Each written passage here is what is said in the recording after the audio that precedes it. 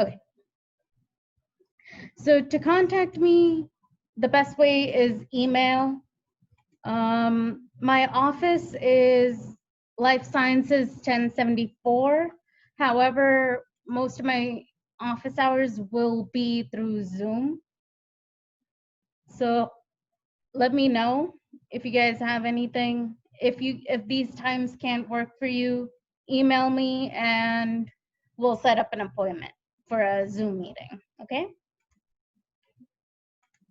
So my plan for today is to cover some ground rules, discuss the schedule for our discussion section, the requirements of discussion, the structure of my sections, a little activity for attendance points, and some practice problems if we have enough time to cover all this, okay? So some ground rules that I like to keep with my sections are obviously be respectful to each other. We're all adults. This is one of the things that would piss me off more if you guys cheat or do any academic dishonesty. The quizzes are simple enough, so if you guys cheat off each other, it's already open book. So don't cheat off each other because that just deters you from having the best learning experience. And you'll only gain a pissed off TA if I catch you. So don't do it, please. And since we're in the middle of all the pandemic craziness that we've been through, make sure you guys make safe and healthy choices because we don't want the shut. I know you guys, some of you guys may be taking labs or anything, so be safe. I do care about you guys, and I just want you guys all safe. And don't be afraid to ask any questions, okay? We're all here to learn. I might even learn something from you guys. So don't ever be like, Nimi, stop. What's going on? Or anytime. You can stop me anytime. Okay? So discussion schedule. For this, we'll have this is the schedule I'm thinking of following at the moment. It will change depending on the lecture schedule and the pace that Dr. Osuna goes through. So as we have here, so the quiz number 1, I promise it's not in the section itself, but I'll allow you guys to do it anytime throughout the week. So this is just the day that it will be assigned. It will be due by the following class, okay? Everyone good so far? Yes, no, maybe so. Yep. Okay. So requirements of discussion. So this discussion comprises of 25 points out of your 230 points in the course itself. And you will be, for my sections, you will be graded on 3 criteria. So this is how I have it set up. Quizzes will be 10 points. Attendance to these sessions will be 10 points. And presentations will be 5. So quizzes, it will be given every week unless I say otherwise or something else comes up, and I'll change that up and I'll let you guys know. It will be based on whatever we cover or whatever's in lecture. Typically, I have a video that goes with the quizzes, so you'll find the passwords within those videos, okay? So there will be 12 in total. top 10 quizzes will get counted into your grade. So if you miss two quizzes, you'll be fine, as long as you have 10 quiz grades. It's 1 point per quiz, and it will be on Blackboard. As I said, I will tell you more about the discussion videos that I'll tell you about. So attendance and participation. So the way I want to run these discussion sections are like a Q&A session, mostly because I cannot cover everything that goes on with lecture itself, because that's just so much. So I'll be like cherry picking at that point. So during this Q&A session, we'll conduct the student video presentations, answer any questions that we have on the topic, and cover more practice problems. Again, 12 sessions, top 10 scores. So you can miss up to 2 sessions in the way I'm treating it right now. Presentations, it's a university requirement for this course. So you will not receive a grade if you do not present. I put up a Excel file with your assignments, and a PDF with the questions themselves. So I have you guys assigned as this day, this question. So let me know if you guys cannot see it or have any questions about that. Okay. It'll be 5 points. A PowerPoint is required. So simple enough to go about it is, it'll be on 3 criterias where you see, well, obviously you start off by stating the question, you give the background information to it, and then state the actual answer. So I'll give you guys an example. So if this was a question that so this is an example, not one of the questions on there to begin with. So which nitrogenous base is shown here? So what do we know about this? So we know that it is a nitrogenous base, right? So here we see that it is a double ringed structure. So in this case, we know that it is a purine.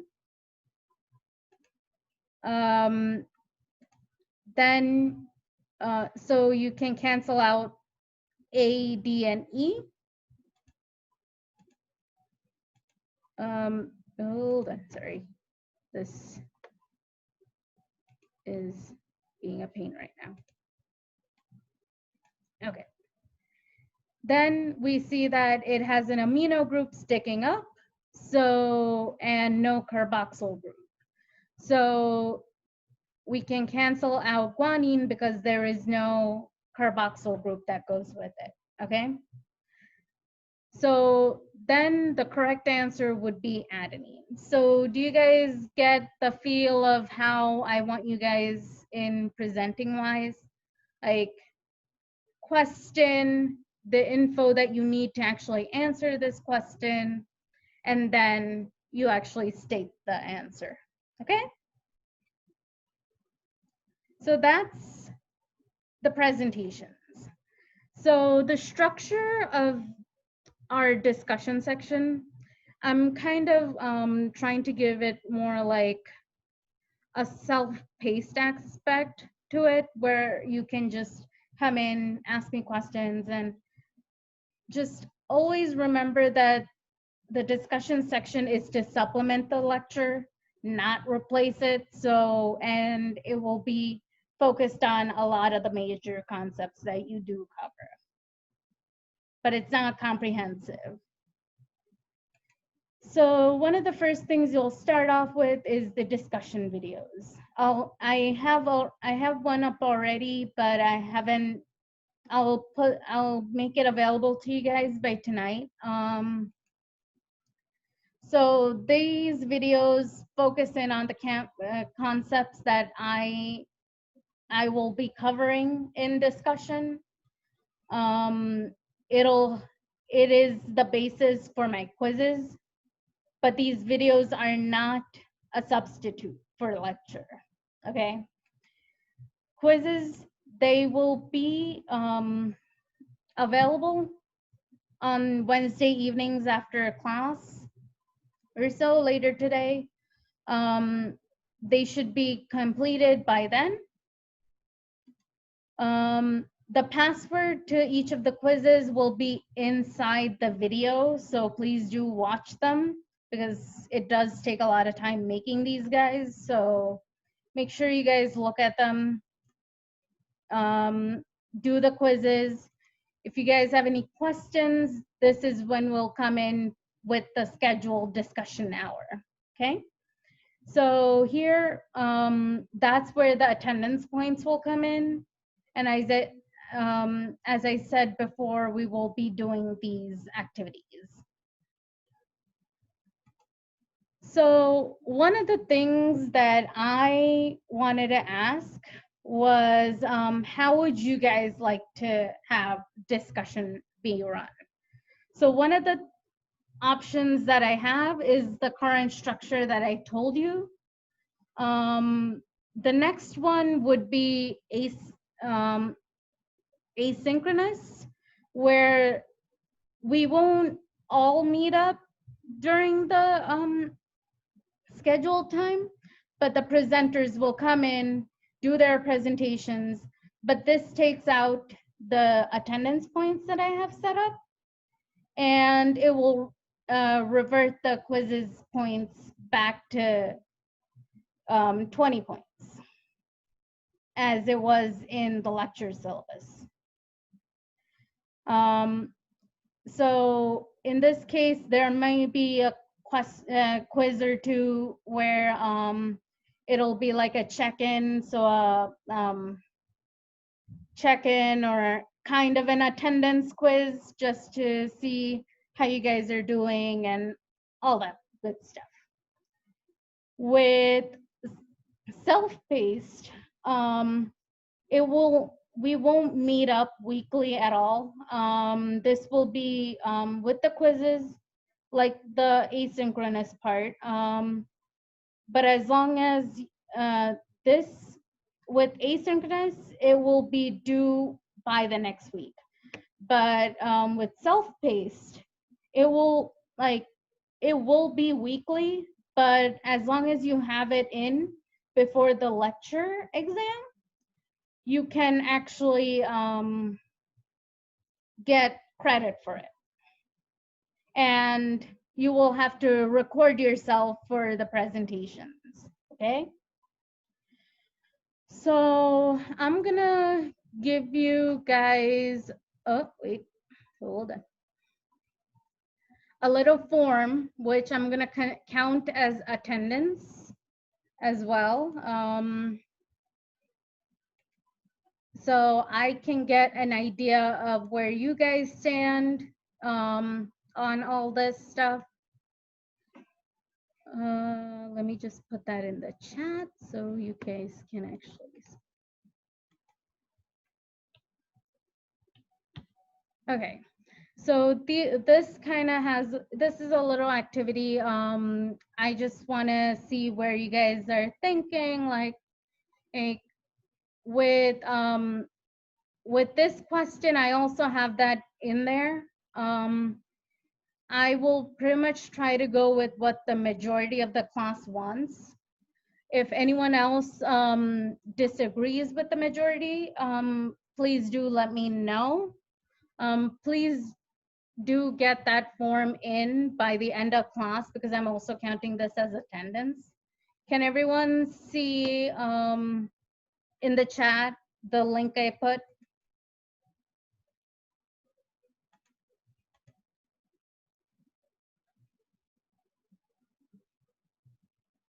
Yes, no, maybe so.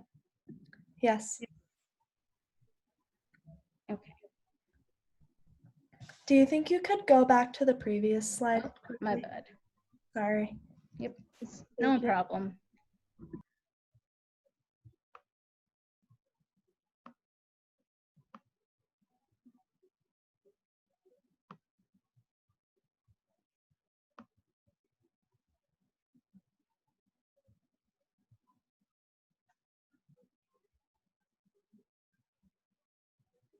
Would you guys like to talk about it in groups and decide, or?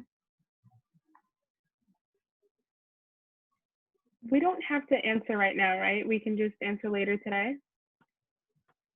I would prefer you guys try to get it in by end of class if you can. Okay.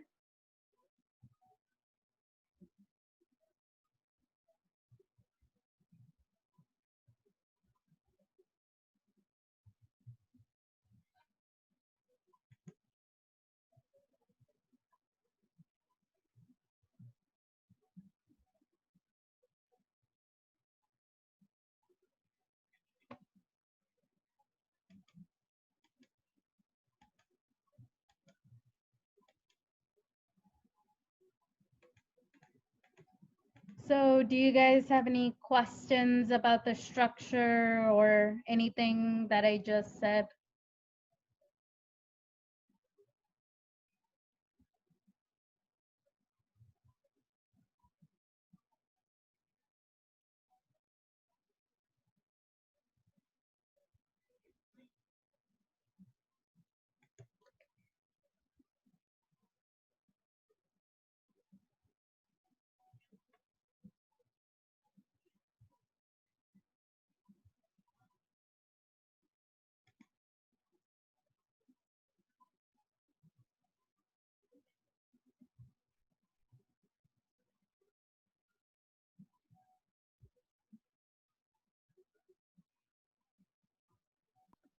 I have a question.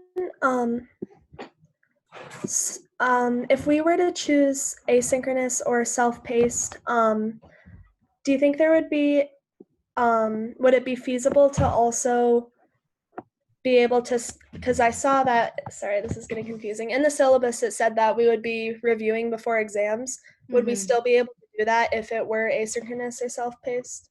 Yes. So in that case, I will make sure to have a Q&A session the week before the exam. So anyone who wants to come in can come in. It will be during our session itself, okay?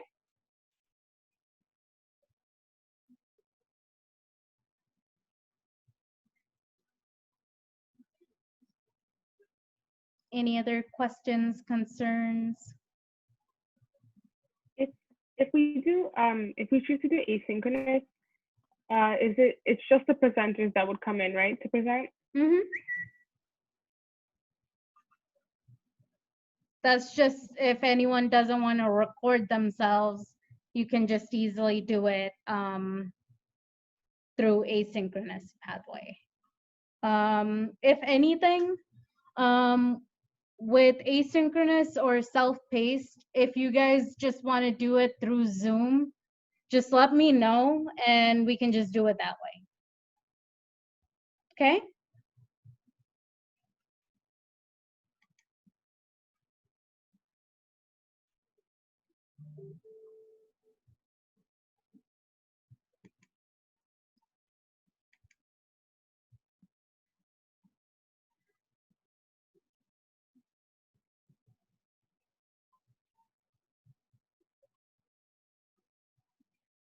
Okay, I think I got about 17 of you guys on here.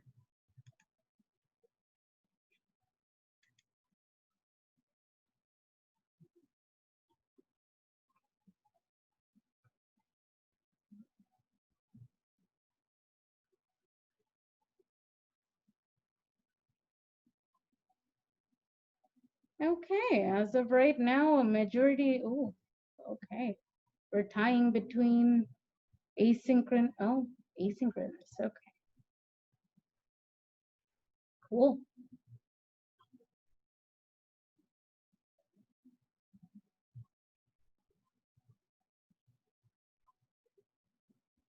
It's like a tie between self-paced and asynchronous. Okay.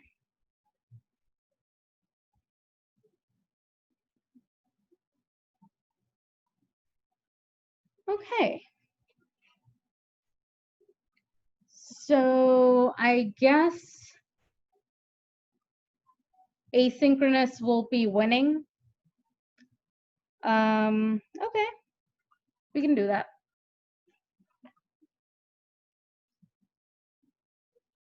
Unless anyone has any objections.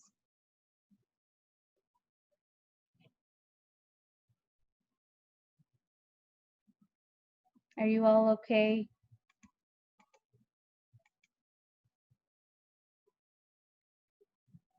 So we just come in to the Zoom to present, Mm-hmm. and that was it. We don't have to show up to every presentation, just our own. Unless like most of the okay. So with this, I would definitely say only presenters come on. So okay. Yeah. Only the presenters come on Zoom. Okay.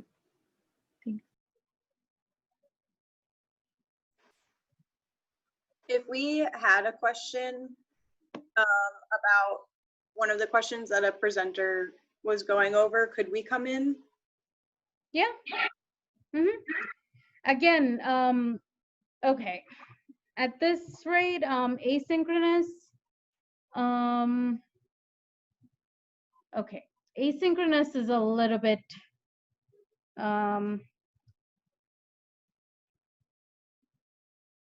okay. So with asynchronous, I'm gonna say that everyone's welcome to join if they would like to see more problems, because that is probably where I'll be covering more problems.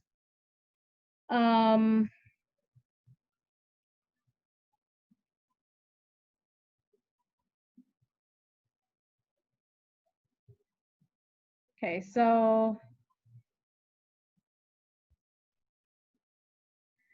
okay, for asynchronous, I won't, so synchronous attendance is mandatory, right?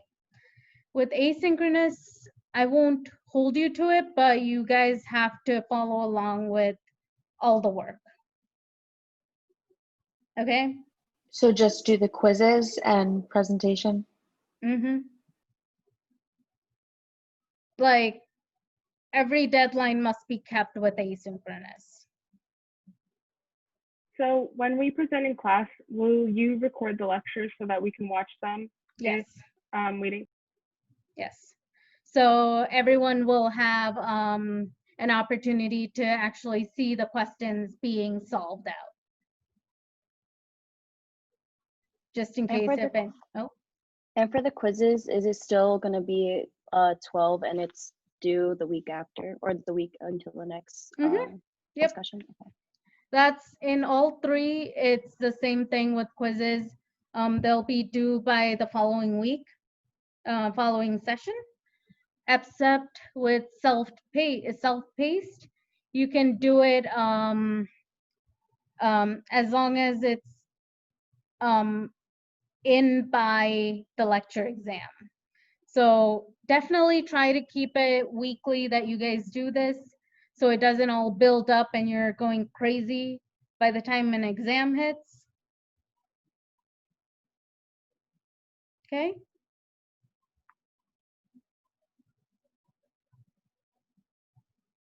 I can't see everyone's face with this.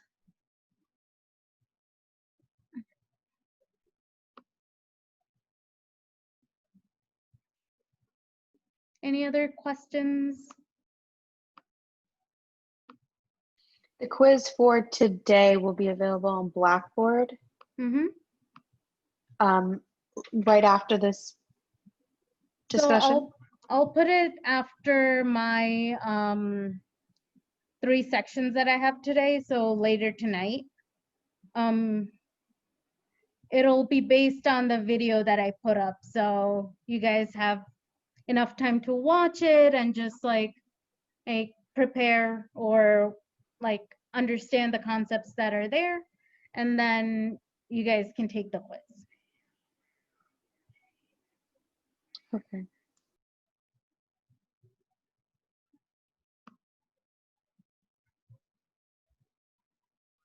Everyone on the same page? And Oh. you said we can find like the date that we're assigned to on Blackboard too? Mm-hmm. Okay. Did everyone see where that is? No? Okay. Let's get you guys there so we're all on the same page. Let me just open up Blackboard. Okay.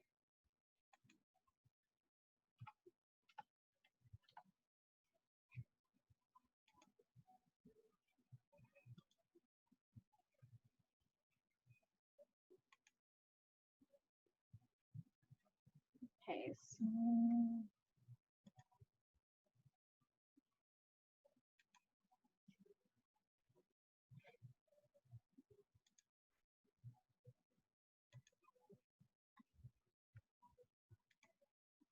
can you guys see my screen now on Yeah. Blackboard?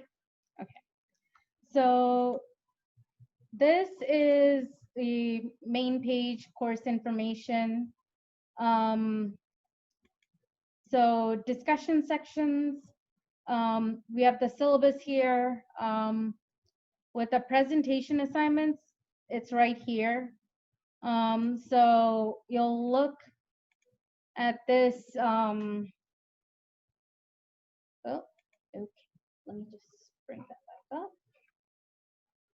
That is tiny. Okay. So this this is available on Blackboard. I have you guys assigned by question.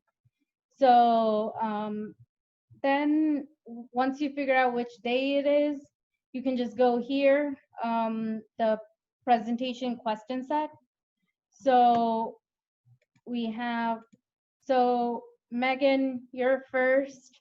Oh, well, you guys can go in any order, doesn't matter to me. But Megan, you have question number 1, which means you will be doing this question. So you look at the topic, the date, question. Does that make sense? Yes, no? Okay.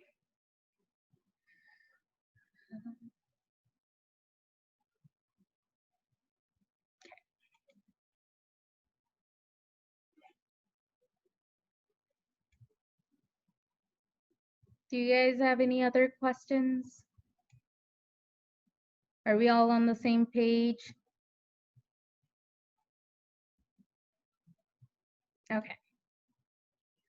So let's do, okay. So let's do that. Let's go back to the PowerPoint.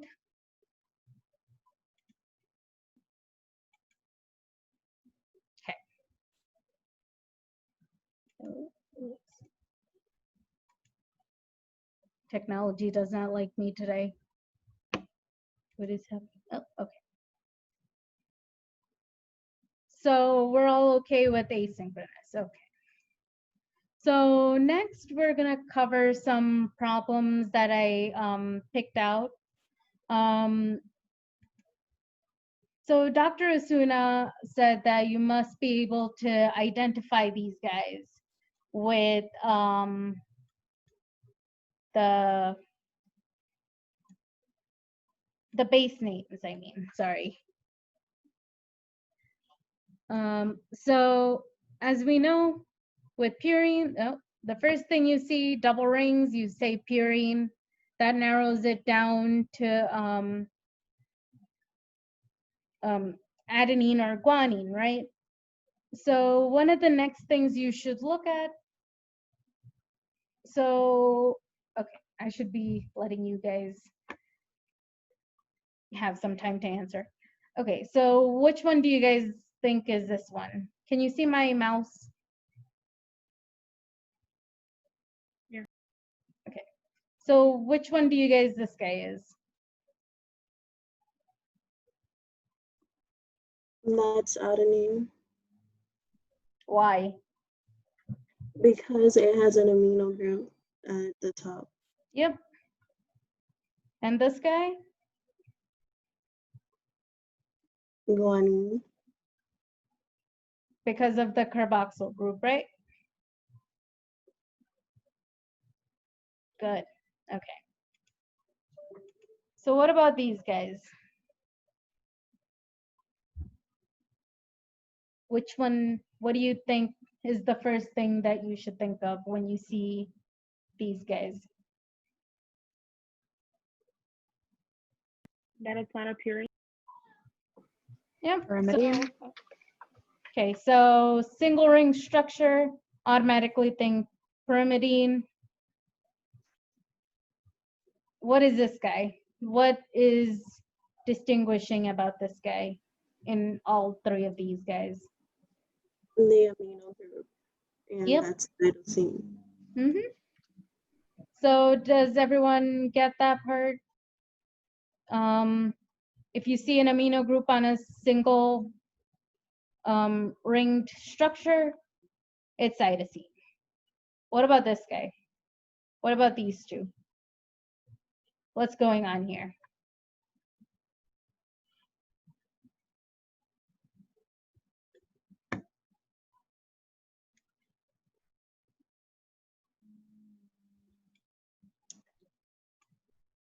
Do I need to call out people randomly?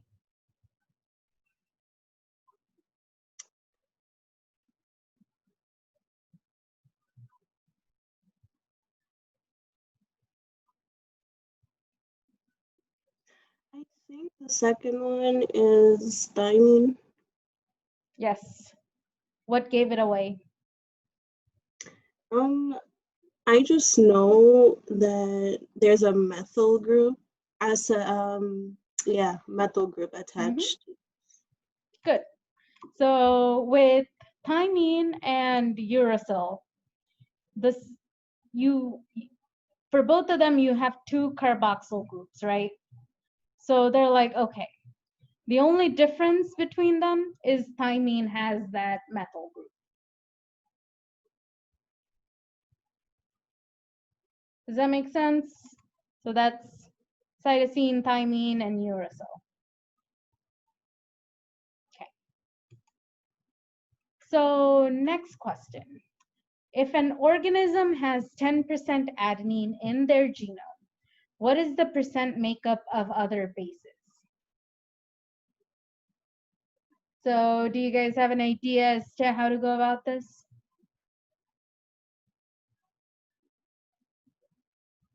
Yeah.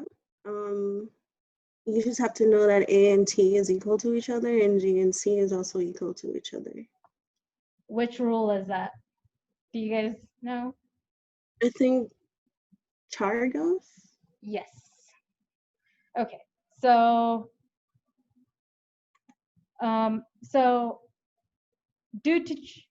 Chargaff's rule says that adenine is proportional to thymine and cytosine is proportional to guanine.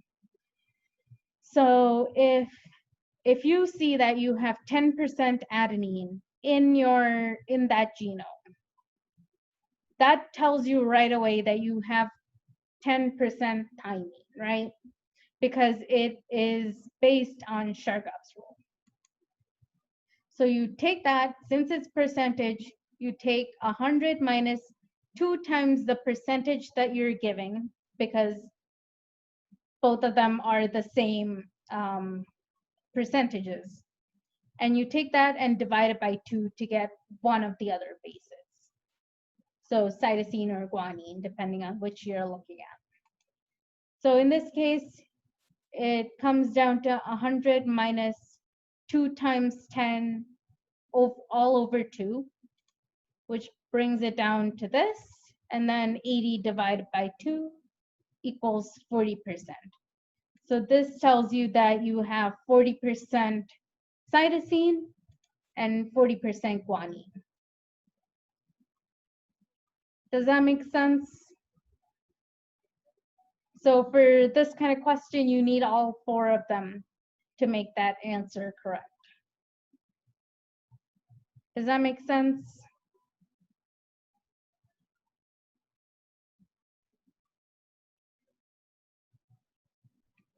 Any questions before we move on to the next? Okay. DNA and RNA are chemically very similar, but are distinguished in large part by whoops, I don't know what that was. By the 2' this is supposed to be, oh my lord, half of this sentence is looking weird. Okay, by the 2' hydroxyl group in RNA and a 2' H group in DNA. Why do you suppose that both of 2' OH presence group DNA and RNA have 3' hydroxyl groups, and we do not typically find nucleic acids within cells that have 3' hydrogen groups? So, okay, to narrow it down, why don't RNA or DNA ever show a 3' hydrogen instead of a hydroxyl group? Do you guys know why?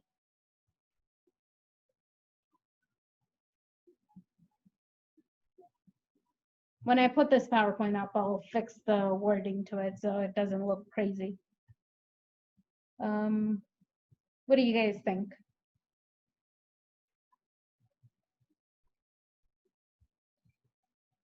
Any ideas? Does it have something to do with the phosphodiester bonds? Mm-hmm. So with the phosphodiester bonds, you see that, so you know how it's with these 3' hydroxyl groups are critical components when you're trying to make a polymer of these guys. So the hydroxyl group comes in and attacks this guy here. And then you end up with that phosphodiester bond. Does that make sense?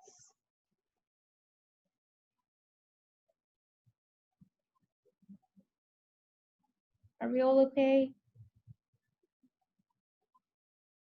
Okay. So essentially, if you don't have the ability to make phosphodiester bonds, you cannot make the full structure of DNA or RNA. Okay.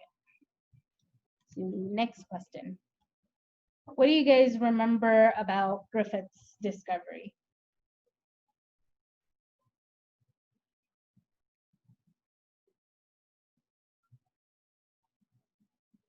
He discovered transforming principle. Mm-hmm. So how did he do that?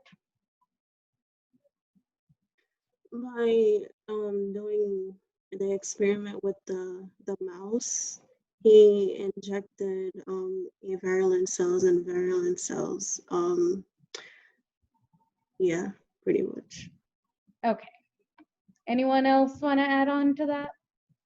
He found out that when harmless bacteria is mixed with the heat-activated bacteria, it still kills the mouse. So there's something about DNA that like transfers it into the harmful bacteria. Mm-hmm. You guys are on the right path there. Okay, so with Griffith's experiment, they used 2 strains of Diplococcus pneumoniae.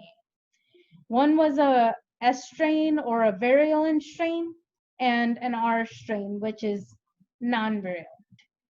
So he took, Griffith took these virulent strains, put it into the mouse died. Then he took these rough strains and put them into the mouse, and the mouse lived. So we saw the controls, what was happening. Then he took those strains, the virulent strains or the smooth strains, he killed them and then injected them into the mouse, and the mouse lived. It's like, okay, that's one step there.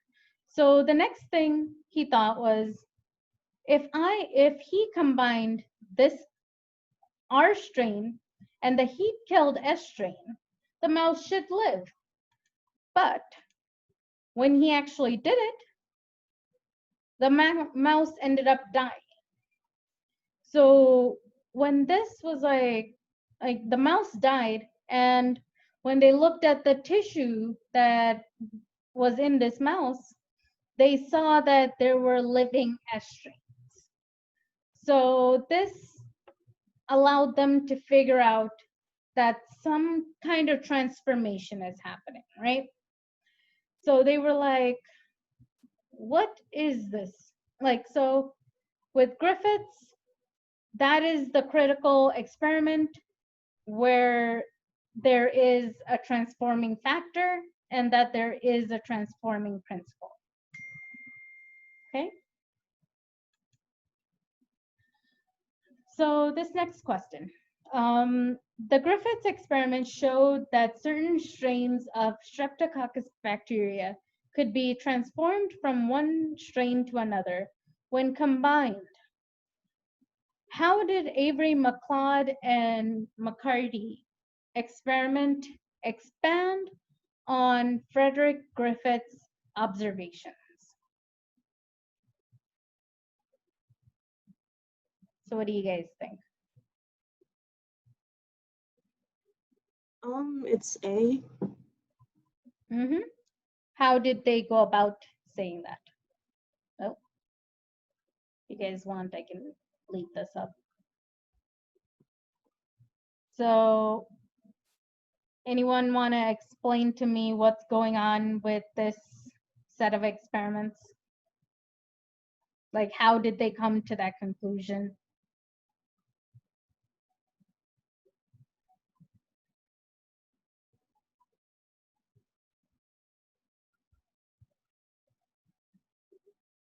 You guys remember? Oh, They removed each possible active factor until the transformation didn't happen.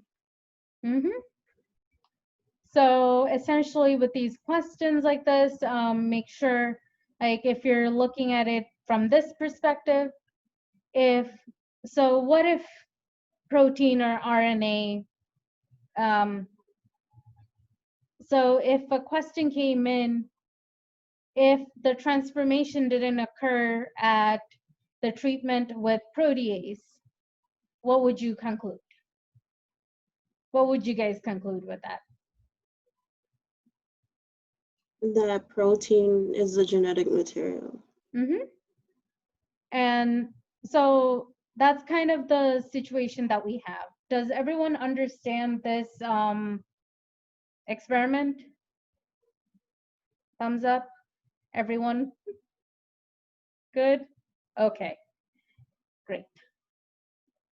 So each of those, they're all good.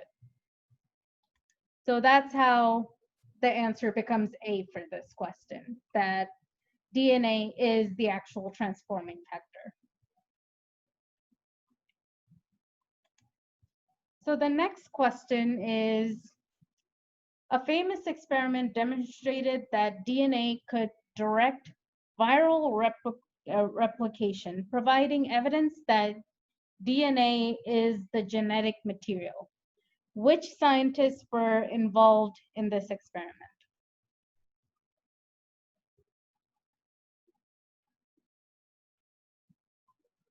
D. Why? Because They did the radioactive thing where they labeled DNA with phosphorus 32 and protein with sulfur 35. Yep. And they did the blender experiment, and then they realized that for the DNA, the E. coli cell was labeled, and for the protein, it was not labeled. It was still in the phages.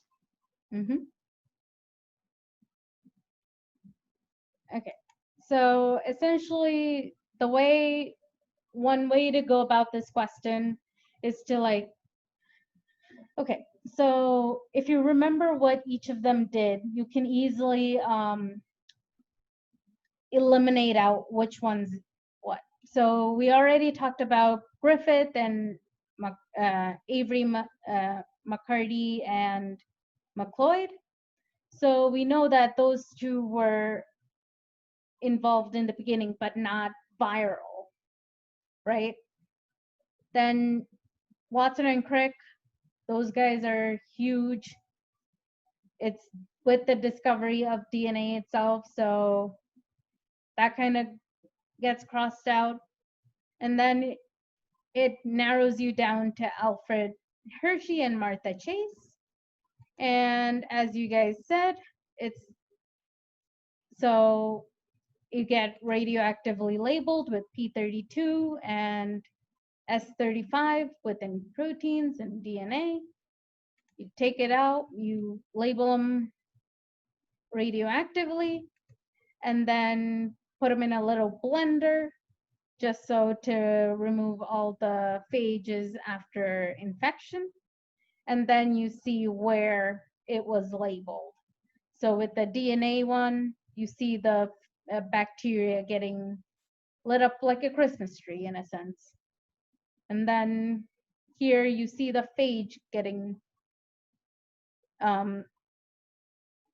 lit up like a Christmas tree because the protein stayed within the phage and the bacteria didn't get anything. Does it make sense?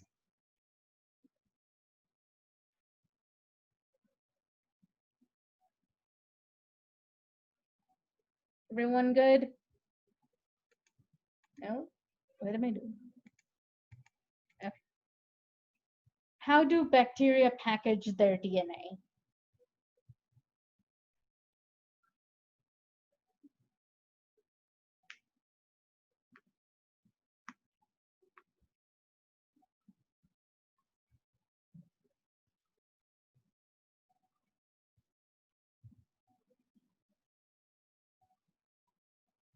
Any ideas?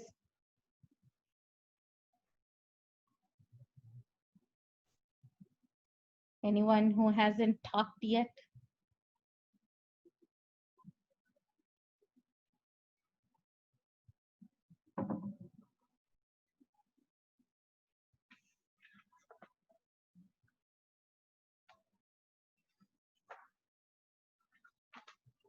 I promise this is the last question.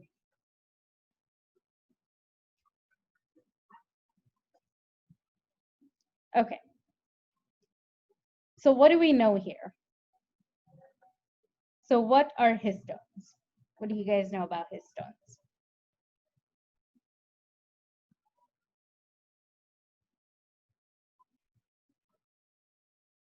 So histones are positively charged proteins that are part of a component that allows you to compact it. In this case, the answer is actually supercoiling the DNA because so we have these cells. They're about this much microns size. So you cannot really get 2 meters worth of DNA without winding them, right? So they kind of compact it down and it's like coiling up. So, okay. So coiling, like basically it's just like coiling up like this in a sense. right? So essentially, they package their DNA by supercoiling. Does that make sense? Any questions? Concerns? Okay. I will see whoever's presenting next week. Let me know if you guys have any questions or anything. Let me know. Don't freak out too much. I'm not that much of a harsh grader, so let me know if you guys have any questions.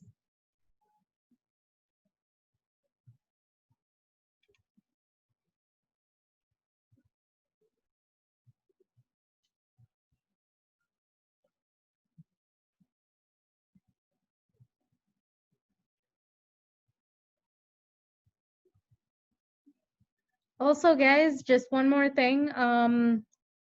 I'll probably have to, I know you guys said asynchronous, but I have to also base it on my other 2 sections as well. So I don't have 3 different classes being all in 3 different situations. So I'll have to base it on the majority of my students themselves. It'll probably be either self-paced or asynchronous, just because the low amount of people who said synchronous. But I will definitely let you know. And have a good week. Thank you. Thank you. Yep.